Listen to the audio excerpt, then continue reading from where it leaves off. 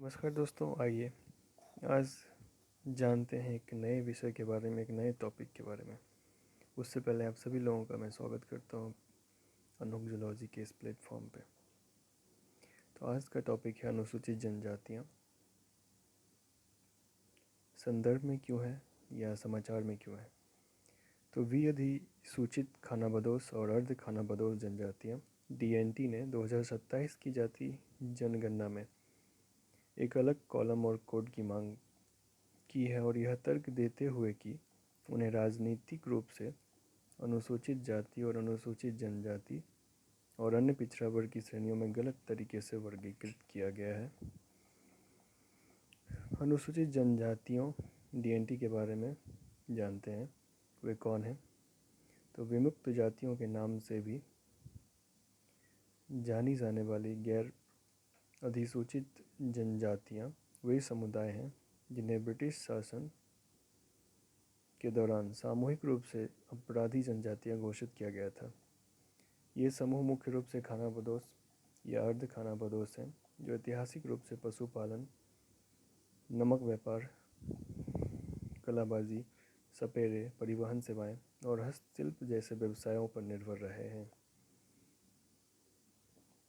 ऐतिहासिक पृष्ठभूमि के बारे में देखते हैं।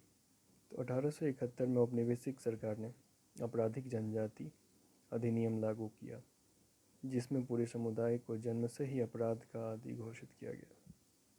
सदस्यों को निरंतर निगरानी, प्रतिबंधित आवागमन, जबरन पंजीकरण और सामाजिक बहिष्कार का सामना करना पड़ा।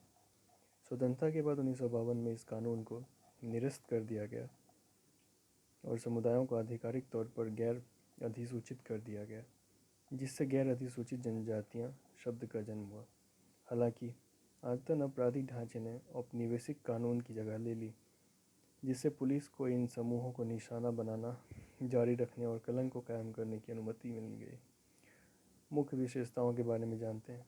तो अत्यधिक सामाजिक बहिष्कार, जन्मजात अपराधी होने का कलंक पुलिसिंग और समाज में लगातार बना हुआ है। प्रशासनिक अदृश्यता, कई DNT के पास जाति प्रमाण पत्र, निवास रिकॉर्ड या भूमि स्वामित्व के दस्तावेज नहीं होते हैं। शैक्षिक अभाव, कई क्षेत्रों में संपूर्ण समुदायों में माध्यमिक स्तर की शिक्षा स्तर भी नगण्य है। आर्थिक अस्थिरता, मौसमी प्रवासन, अनौपचारिक श्रम और स्थिर आजीविका का अभाव प्रमुख कारक है। राजनीतिक वर्गीकरण में त्रुटि, अधिकांश DNT को SC, ST या OBC सूचियों में समाहित कर लिया गया है, जहां वे अपेक्षाकृत उन्नत समूहों के साथ प्रतिस्पर्धा करने में असमर्थ हैं। लगभग 260 समुदायों को कहीं भी वर्गीकृत नहीं किया गया, जिससे वे आरक्षण और कल्याणकारी ढांचों से बाहर रह गए। महत्व के बारे में बातचीत करते हैं। इससे भारत के इतिहास में पहली बार DNT की सटीक गणना सुनिश्चित होती है।